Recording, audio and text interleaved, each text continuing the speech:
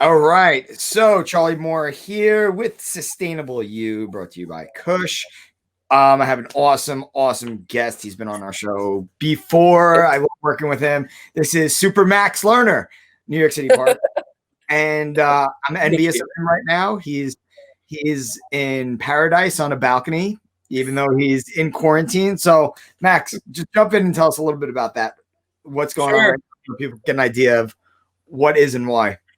No problem. Happy to. It's all that's on the mind at current. I, in combination with a number of partners and NPOs and volunteers and interns, are working on the second phase of a project here called Enchanted Gardens, which is an approximately 70-acre parcel of land that we're managing through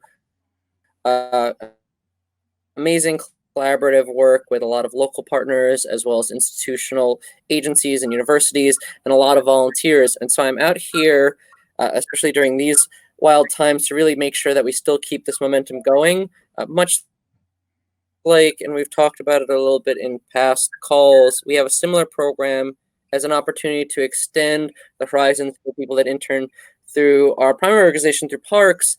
If for whatever reason they're not able to get to the next level of academia or the next level of their professional journey, and they want another really impactful and amazing experience to put on the resume to help them further along in their career development, they can do this really meaningful work that really from day to day you can see big differences on, and is an incredibly unique package to present to an employer by developing farms in rural Japan.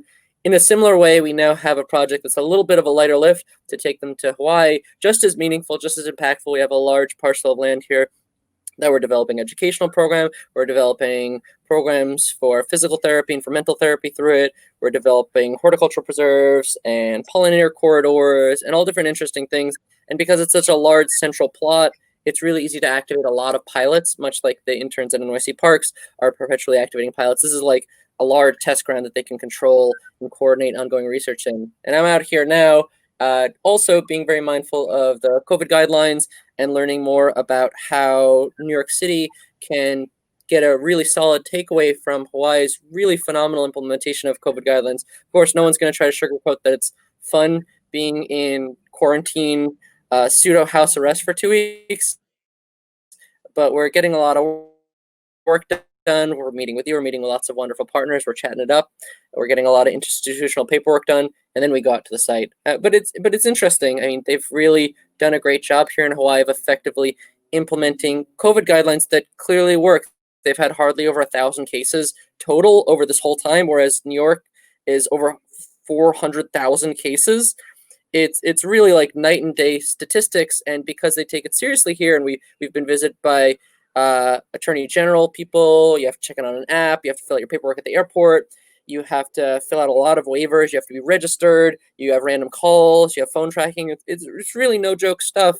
And as much as that's a lot, like it's also very meaningful to take a strong stance in public health and be someone that's complying with that for the greater good. So we're cool with it. And I mean, I really can't complain with the optics, even though it's not fun to not be able to go too far off my balcony. Like, you can't beat the Zoom backgrounds. Yeah, right, exactly. Oh, dude, that is so. So, is that house on the property in Hawaii? No. There are no formal properties. There are no formal houses on the property. We're about 20 minutes away by car. We're in Oahu, and the property is in Kailua. Oh, okay. It's a large parcel that was formerly in 2008, a large segment of this hillside area was developed for residential. And then at some point, the city said no more parcels for residential. We've reached the quota, but they still had land that had been clear cut in anticipation of residential development. So that really puts you in a dangerous ecological situation where you suddenly have an open plain in natural area this lush, like all the craziest invasive weeds came in. And now we're talking over a decade later, when we acquired the property, it's completely choked with monocultures of very hostile plants. You're talking very thorny elephant grass, very very aggressive weeds. You can't really walk through the property. There's no real biodiversity. It's not really acclimated to local native plants or to pollinators or really any purposeful growth. So we're going in there and trying to really find a way to make the space more effective and more educational and more usable and more interactive for the public. And I think it's really important. There's only so much land in Hawaii, and to have a big parcel just be choked and inaccessible and not doing anything for the general ecology and biodiversity of Hawaii is just a bust. So it's a big job, but it's really possible through people such as interns and volunteers and local constituents, hopefully some of the movers. Yeah, dude, this is I hope you have your machetes ready. It seems you got to start clear cutting. Is that the plan? Yeah, I mean, tactile clear cutting. What is it? But yes, I mean, we're going to have to use a lot of hand sight. It'll be tactile clear cutting. We're going to have to use a lot of hand sights and other tools. It almost feels like, I've said it's like almost gamified. It's kind of like, and this is why I think it would be really cool with drone footage. It's kind of like you've gone to a randomly generated Minecraft map and you can do anything. Like you can remove plants, you can excavate soil, you can make a trail, you can build a little area. It's really interesting when you're working with such a heavily vegetated space where you know that every piece of it is potentially fungible. It's an interesting environmental puzzle to get involved in. That is awesome. I mean, for anyone out there listening right now, you guys have a great opportunity to learn from one of the most passionate experts there is in the entire field. So his information is right there below. Max, you might get bombarded and say, Troy, don't ever share my information again. But no, please. No, it's important. I mean, the lifeblood of all of these projects are volunteers. Yeah. Yeah. So now, all right, so let's talk about, because when you were talking, you really hit like 3 different big topics on the onset. Mm-hmm. So let's jump into Japan. And then I want to track back with Hawaii. Mm-hmm. And then I know that you have a video clip for us. So let's hit on the Japan piece a little bit. When you're ready to cue up the video, you just tell Steve you're ready to go. Sure. So it's a multifaceted engine we have at Parks. It's primarily, and we do a lot of stuff. We get a lot done. We pilot a lot of tech. We really help to lead the agency in having a strong understanding of all the emerging ideas and technologies and best practices. But that's also simultaneously a springboard for developing professionals to get over this massive uncanny valley from the first job to the first career move. And it's really important that people, especially developing scientists in this shaky field that is the Wild West of environmental science in the US, still a very new field, to get a lot of really interesting and impactful dynamic stuff to show employers like, hey, I've cut my teeth on a lot of projects. I've done a lot of cool stuff. Here's my track record. Here's all the things I've researched. I've worked with this agency. I've worked with this NPO. So not only are we doing that at Parks, where we pilot all these wild and crazy, interesting, unique things, and then we roll them out, but then to take it to the next level, we have these partner organizations that are working to create interesting intern opportunities abroad, which is just much like when students in college do the study abroad, because that's like such a dynamic thing to have to say, oh, I learned in another country. I not only learned for academic sake, but I also learned new cultural values. Like people pay for that because it's an added value to your education. And similarly, not paid, the people participating would be being paid, but the idea of adding not only a lot of experience, but a lot of experience in multiple places really shows a concrete track record that's very hard to be discounted. So in that effort, we've created these dynamic opportunities in both Hawaii and Japan. Japan one's really fun. The Japan one is a longer standing one. It's primarily focused on working with local farmers in the most rural prefectures of Japan. So Shimane and Tottori Prefecture, really, really out in the boonies. And why this work is meaningful is because just by the logistics of the situation, they cannot physically manage the projects on the ground. The rural environment is not popular in Japan by and large. Young people by and large want to move to cities. Young people by and large want to move into tech. The environmental work is not in vogue. Working with your hands is not in vogue. Organic food is not in vogue. This like strange cultural phenomena, which a lot of these things are not the case, and kind of in this really unique twist, which I'll definitely like hold the flag up for the U.S. Like the U.S. is actually quite keen on organics, and students in the U.S. are really excited to get their hands dirty and to work in environmental science. It's a very popular sector right now. So bringing that enthusiasm to a country that has the land and has the facilities and has the setup, but doesn't have the people power to activate those is a really powerful move. And it's really important because eventually, I mean, cultural phenomena go in waves. Japan will, in a couple of years, get super excited about organic food and super excited about working the land and back to nature and sustainability. And it's just a matter of time till that wave catches up to them. But in the interim, they have lots of farms that they can't grow anything on because they just don't have the people power. You're welcome to roll a clip, and it kind of captures that. It's interesting working within those cultural intersections to find an opportunity for developing professionals to do really important and meaningful work that otherwise just isn't possible. So it's been a lot of connecting the interesting dots around the world. Cool. Please, show the clip. Let's do this clip. Wow, okay. That's a Negi farm. Very big differences between Oh, look at you, man. American and Japanese farming. Most American farms are very big and very industrial. Most Japanese farms are small and local. In America, we use a lot of machines to farm, and there's not a lot of care taken to each individual plant. Whereas here, we've been learning every farmer puts so much care into their crops. They have so much pride in the food they're putting out. Very, very educational to be here and to see that difference. And it feels really good to be a part of that.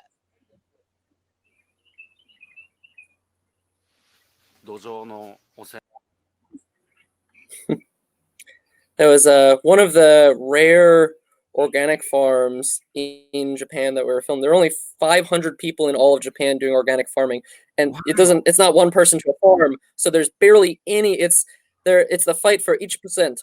They want 1% of the crops coming out of Japan to be organic. Right now it's like barely 0.5%. It's a really tough battle, and due to a number of logistical things, I would say, generally speaking, it's never good to speak in generalizations, but like on the whole, a lot of the priority in buying fruits and vegetables, buying produce in Japan is optics.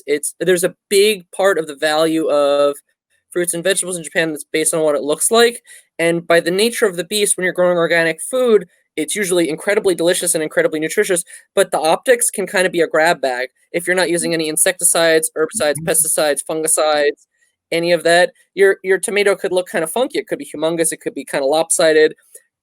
And that makes it very difficult to sell in Japan. And a lot of the food lobbies that coordinate the large sale, because it's a strained, just like in the US where we have the USDA, there's equivalents in Japan.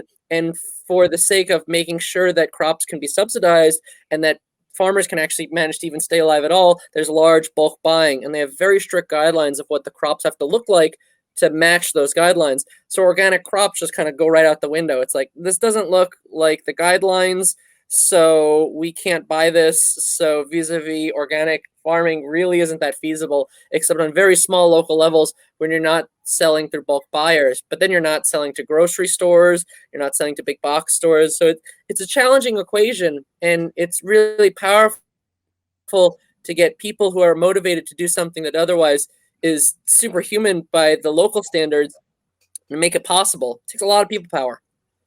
It's amazing too, because you brought up definitely a really, really valid point. I mean, I've seen how they treat their melons when they grow their melons, and how they treat their strawberries and their apples, and the meticulous care that goes into it. And it's just very surprising to find that it's not that they don't have that precedence or care of so much of going organic, and now it's starting to transition.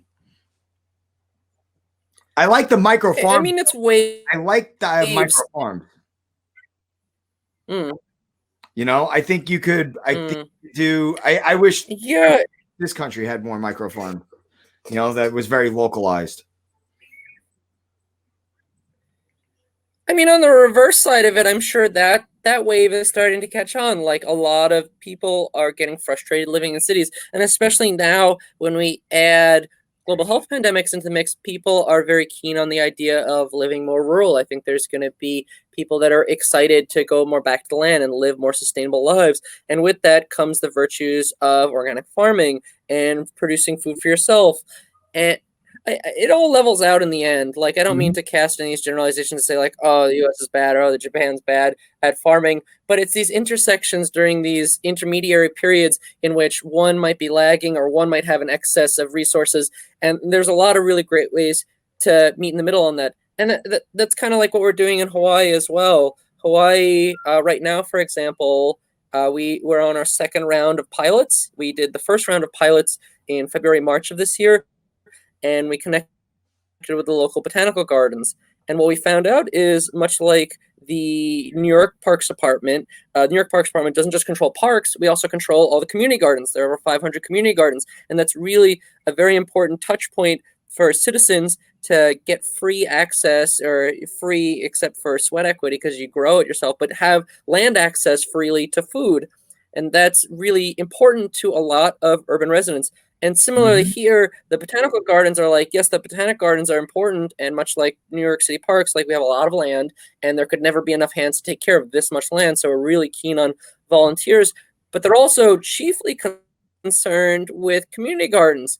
Imagine now, with limited ground staff, with limited spending as budgets are being shifted around, with the challenge to get people outside, all the community gardens here, much like in the US, are now overgrown with weeds, and community members, just because things aren't logistically convenient, they're still just as hungry as ever. They're like, hey, I really would like to grow some vegetables in my community. I really would like an open plot. And it's a really powerful connection to say, hey, we have this dedicated workforce that can quickly blitz these community gardens. We can clear out the weeds and we can reopen these plots to community members. And additionally, we have this big land mass that we can activate because there's an excess of demand and a lack of supply for community plots. Even if we open them all up, say, hey, we can also parcel out this land versus community farming. And that's a much more valuable use of this land to the community than just a visually unremarkable space that people can't walk into and has no amenities provided. It's a good meet in the middle that otherwise, because of the current lag in logistics, it just wouldn't be feasible. And that's where these kind of externship programs really accelerate, when you can find those connections between problems and solutions and bring the movers, bring the people together that are willing to put in the sweat equity and are motivated and can drive value, both meaningful, personal, professional, academic value out of that. That's really when you make miracles happen in the working world. 100%. And you know what I love? You brought up, I'm very surprised to hear, by the way, that there's no demand or little demand for those parcels. You know, with the population that you guys have. Hawaii? What? With those 500 parcels we're talking about Hawaii? In New York. Those community gardens, you stated that there's a lot of demand for, I'm sorry.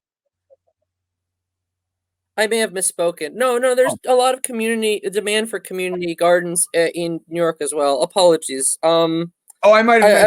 I was merely comparing that. No, those are very popular as well. We're in the similar conundrum in New York that people want a community garden, but it's challenging. So on the flip side, I mean, I would say because in the urban environment, there's a lot more people clustered together closely, and there actually is some capacity, and there's some amazing community groups that are clearing out our green thumb gardens as we speak. I would say, I was comparing them that both organizations are kind of similar to the Hawaii Botanical Garden organization that also controls the community gardens, and the Parks Department that also controls the community gardens. The interesting twist, I would say, in New York, there's always a need for more, and I would say there's already quite a demand for the ones that exist. But thankfully, because of the logistics of the land, we really have a lot of community players that are able to take care of those sites and do quite a bit of good with them. Yeah, the community gardens in New York are, generally speaking, in a really good place, and I think that's a really healthy thing as well that this project can add, that we have students, we have developing professionals and academics that are experiencing work through NYC Parks and learning that great model, and then bring it here to help boost the model here and make it a little bit more sustainable. I love that. And you know, I want to jump into the green roof systems a little bit as well with this, because to me, I see the green roof systems as that green space of a building. That's their community space. And we were honored by you to invite us out to do some maintenance on your green roof. And I'd like to just show that clip, because this is something, I think this is that bridge. Like, we're talking about these bridges and these new systems. And as more and more people are moving into the city, why not have that bridge and that solution on your roof or on your patio? So I'm gonna have them just Steve, you want to play that clip real quick, and we'll show what we did at the green roof.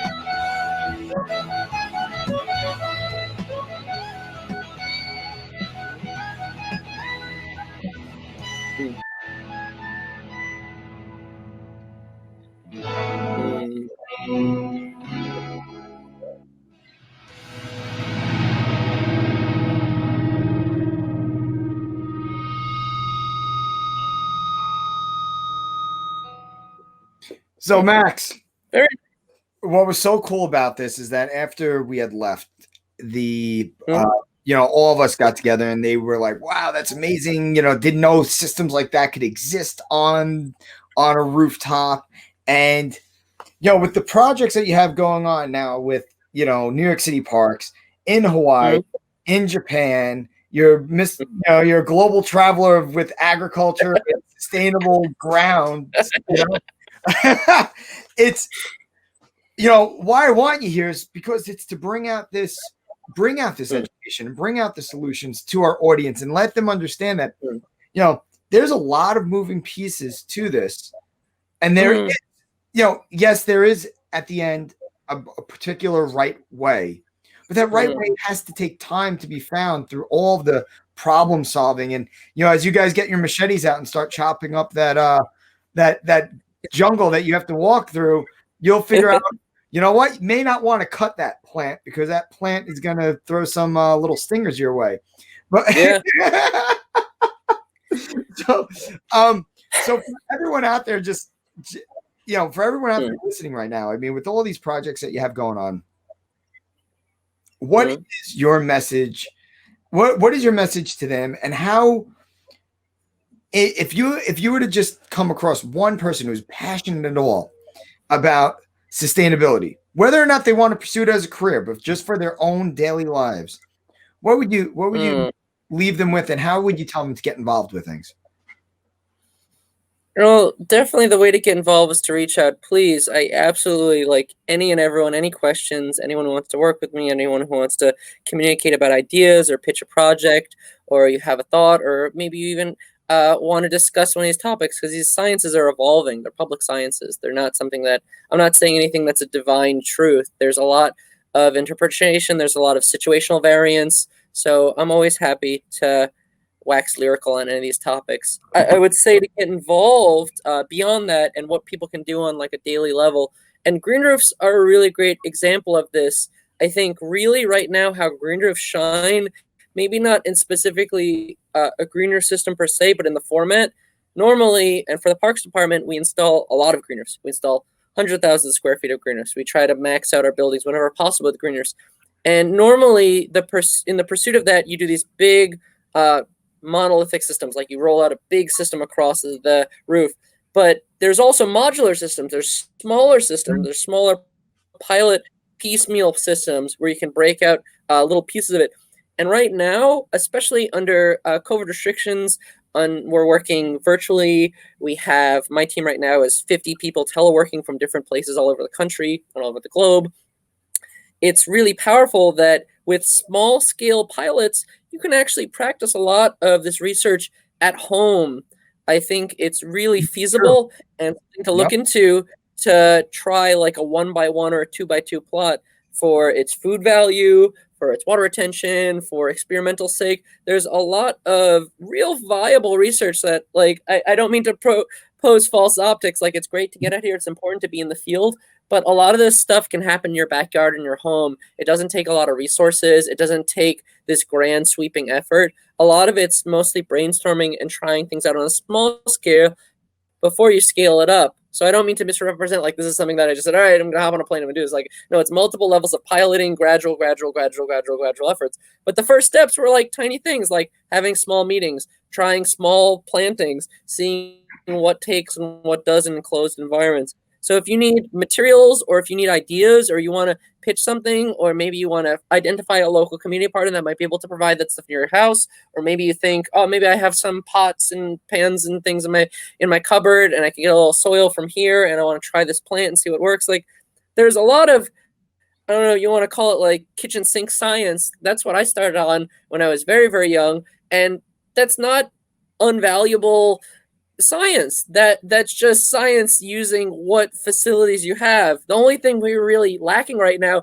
is that we can't always be out in the field. We can't always be face to face. We can't always be traveling all over the place or doing these ridiculous things, or operating in labs, or operating in academic scenarios.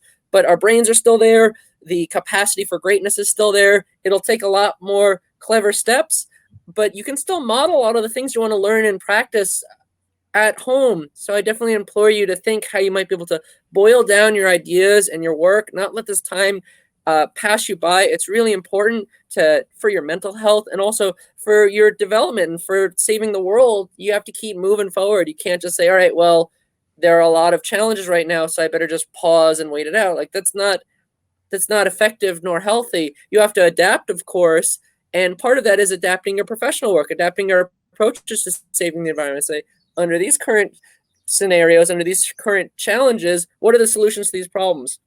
It's not that the problems are unsurmountable. It's that they're a more complex puzzle, but every puzzle has a solution. So piece out how you might continue to look further into your techniques and your best practices and your ways you might help the environment, and then try modeling that on a small scale. And if you have any questions about how to come along with that, shoot me an email. I would love to talk about it. I love that you brought in the mental health piece of it, because it's so true. I mean, even for me, my garden and my greenhouse have become my sanctuary of meditation. And you know, when I first started it, I was not doing very good. I was barely able to grow anything in the ground. Now I have all this food grown. I'm still screwing up on certain things of the sunlight and shaded areas stuff. But 100%, it's you're right. You have to go out there. You have to just start doing.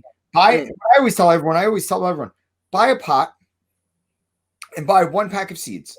See if you could grow something in there. And then all of a sudden, when you see that first sprout, you know, people pay a lot of attention to it. Most of the time they overwater it and it dies, but you're learning.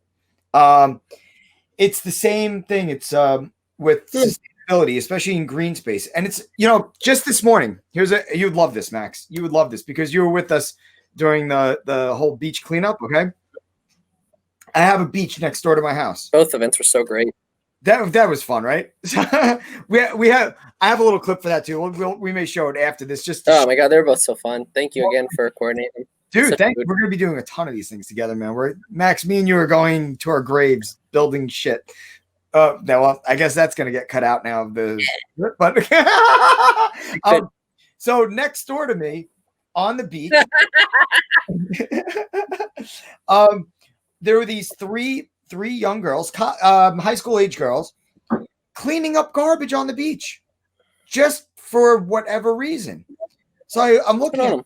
I was like, wow, that's great. I was like, you know what? I have some merch left over. I'm going to go out there and introduce Kush to them. So I gave them each a backpack and I told them, like, hey, you know, we just did a beach cleanup. You guys are doing a beach cleanup. I wanted to know what made you pick up this garbage, you know? And they're like, well, you know, we came out here to hang out. And all of a sudden I saw a piece of glass on the floor and I was like, oh, that's going to be in someone's foot. So I picked that up and all of a sudden I started seeing plastic everywhere. And I see the ducks coming onto the shore and eating. And I don't want those ducks to eat plastic. They cleaned up this whole beach.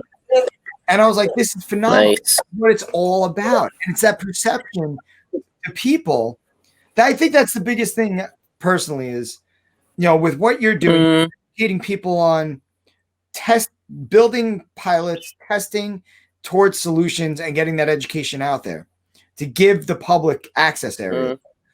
But we need to get the public to change that perception, to understand that they have more accessibility into these areas to be green and to be sustainable. So, but I just needed to share that with you, that whole beach cleanup deal.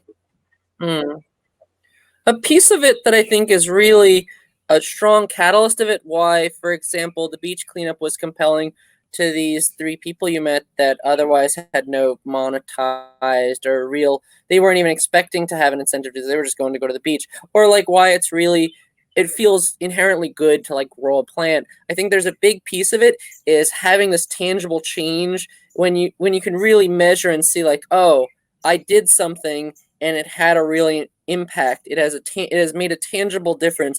There's something that really feels good about that, and that's one real powerful project about specific types of initiatives, like the days of service that we've done. I think not only are they on at face value very, very important, you're cleaning up a beach, you're removing trash from the ecosystem, you are helping to make green infrastructure more sustainable, you're out here with me, you're clearing a community garden so that someone can farm it.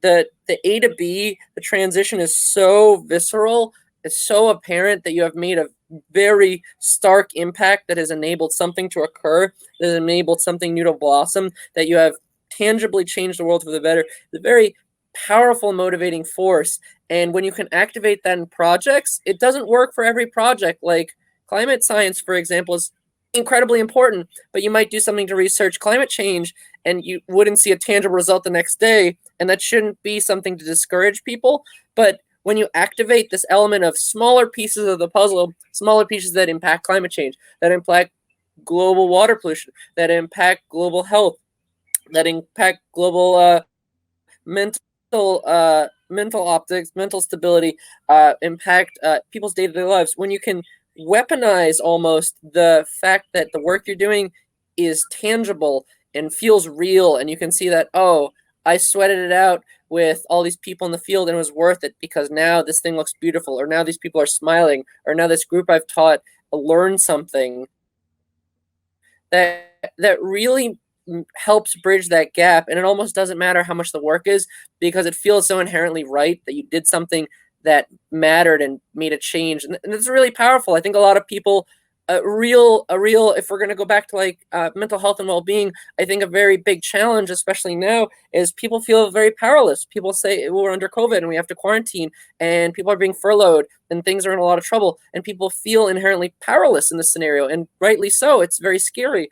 But giving people those handholds to say like, hey, I can make a difference in my community. I can take care of this tree pit in front of my house and I can prune the tree and I can clear out the trash and I can add some compost and now the tree's doing better. Those tangible handholds that allow everyday people in everyday scenarios to achieve greatness through making very visible and very visceral changes in the world is a really powerful motivator and an incredibly beautiful catalyst to snowball those greater challenges, to save the world, to save the climate, to save the ocean, to save the animals. So it's finding those opportunities and those ways to materialize bigger goals through smaller pieces, smaller deliverables, is part and parcel to the volunteer equation. And you guys do a great job of that. You make it super fun in the field. We have a blast and we really make a difference. We're trying. And that's the whole thing. We want to add the fun factor to it. We don't want people out there feeling like becoming sustainable. And every time the word sustainable is used, and you're going to hear me say this over and over again, is that every time people say the word sustainable, they always think just ecology. And the word sustainable touches upon almost the diversity of everything that we do in our daily lives. And we want to just have that perception of the consciousness of being sustainable in our daily routine activities, but enjoying it and having fun with it. And it's not a chore, and it shouldn't be something that you always have to mentally remember in the back of your head. And, oh, you got to do this. And the whole aggressive activism it's unneeded. You know, I think it's important that we get the people together, we work together, we build projects together, and then you could sit back and, like what you were saying with the gratification, my hands were a part of this, and this feels good, and that could show my kids later on down the road that, you know, my hands were a part of this, and now it's for you guys to figure out the better solution. You know, we laid the groundwork. Now it's for you guys to move forward. So, Max, I can't wait to see. But by the way, I want you guys to do a Kush takeover of my social channel, and we'll make it easy for you guys to do this.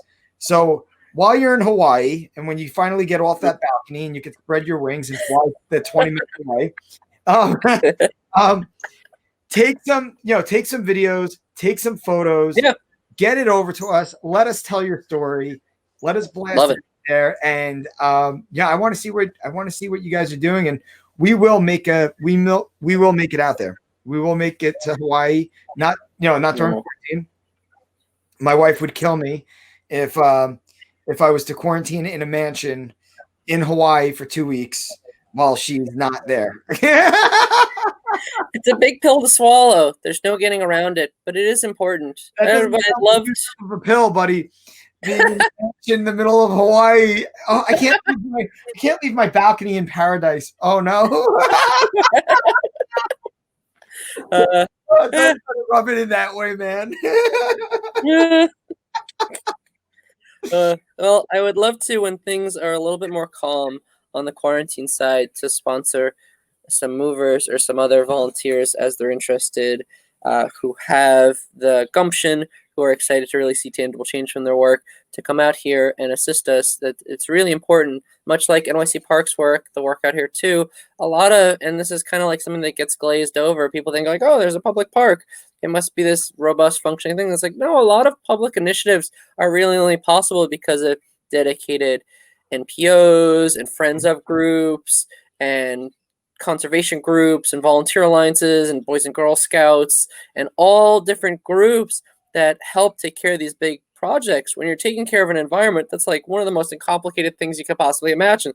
There's so many facets to it. So getting dedicated volunteers and interns to do big, robust projects like this and all the stuff that you coordinate is really critical. And we're happy to do whatever needs to be done to make it work.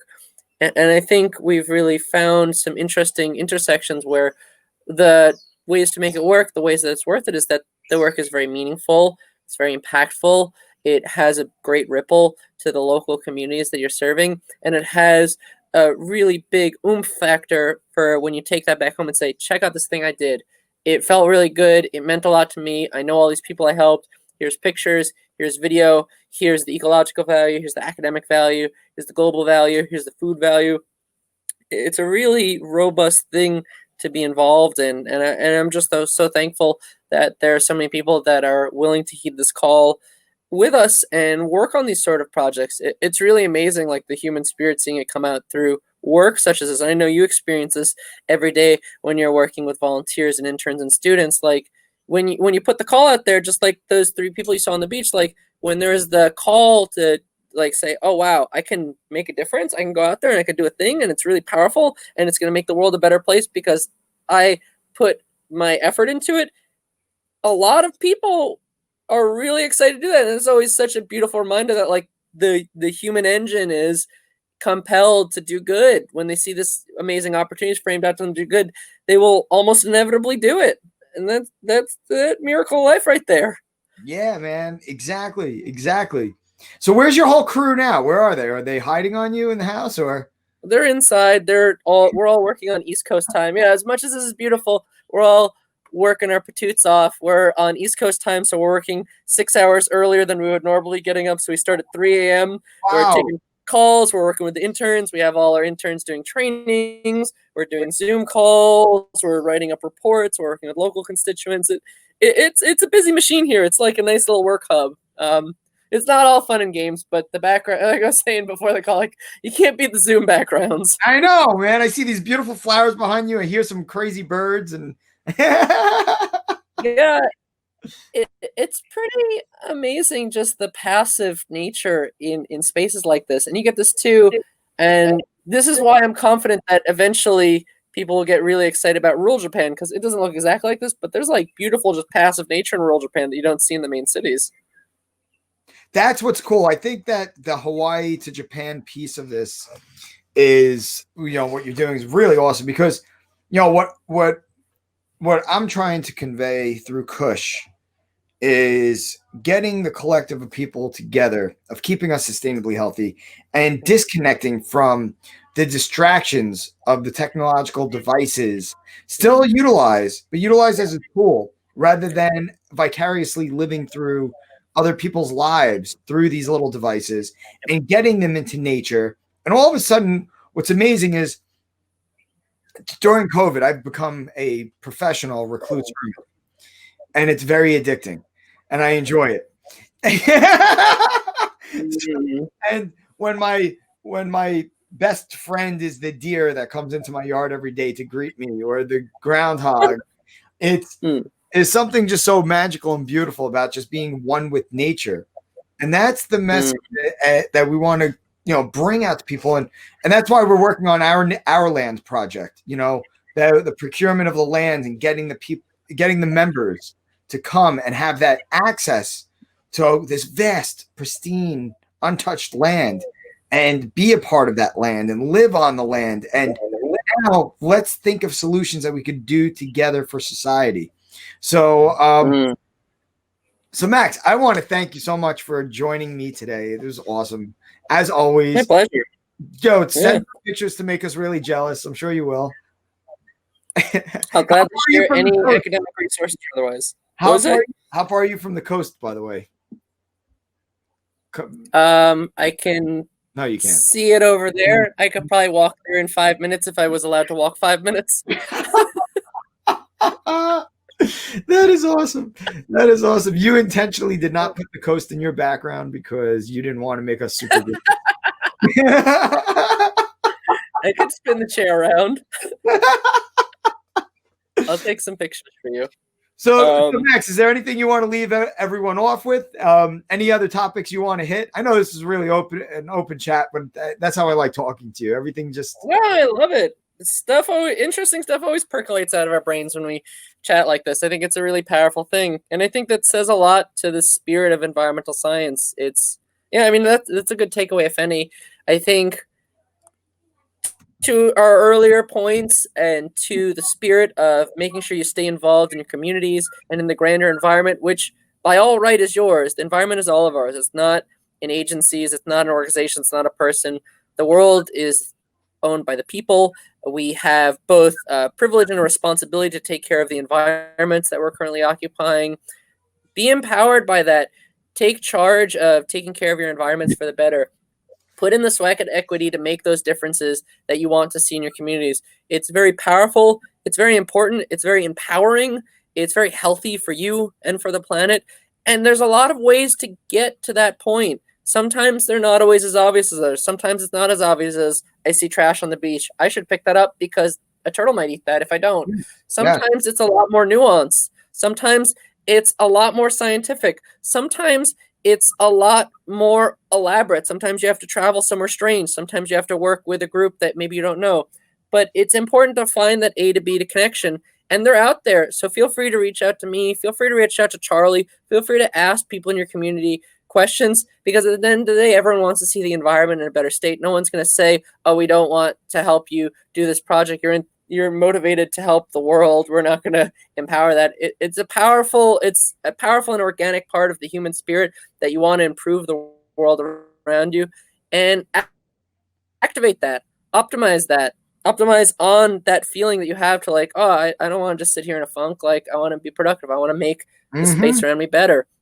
And you'll find allies such as Charlie and myself to help make that energy in you explode out. You'll empower that spirit within you. Let us know. We'd be happy to work with you, and don't be overwhelmed by it too. It's like this is a lot to chew off, but environmental science is the people's science. It changes every day. It changes based on what we're thinking. It changes based on our priorities. It changes on flavor of the day weather. It's like, don't think like, oh, I'm just starting in this field, I don't know enough. It's like, no, you know, and it's your planet, and let's get you up to speed with the rest of it. the best thing you can do is reach out and start the conversation going and seeing where your vision of the environment fits with the current state of the environmental sciences, which has not been defined yet because it's in the moment. And there are plenty of people that would love to jam with you on that and figure out how to make your dreams a reality. And that's a career path too. So if that's something you're truly passionate about at heart, that's work. That's a life journey for you. So if that's something that really resonates with you, please, especially if that, reach out to professionals such as us, and we'd be happy to help you find career traction. That's how people like us came to be, because someone before us was like, oh, wow, you're really passionate about the science project. Let me introduce you to this person, or let me help you with this thesis. Let me help you with this initiative. So don't stifle that feeling in you that says like, oh, I want to reach out to Kush. I want to reach out to Movers. I want to reach out to Parks. I want to reach out to Max. I want to reach out to Charlie. I want to do a thing, because those are people that are already from the jump crying out to help you. You're just helping us connect the dots and say, oh, wow, you're someone that really wants to do something good for the planet. We would love to work with you. Exactly. Exactly. Dude, you said it so well. That's perfect, man. Yeah. So everyone listening, reach out if you want to do something. And a lot of you, I always hear you guys want to live with purpose. You want to live with impact, and you don't know where to start. Here it is. Now, if you don't start, that's on you. Then you're a hypocrite. And I will call you out for it. Maybe you're just nervous.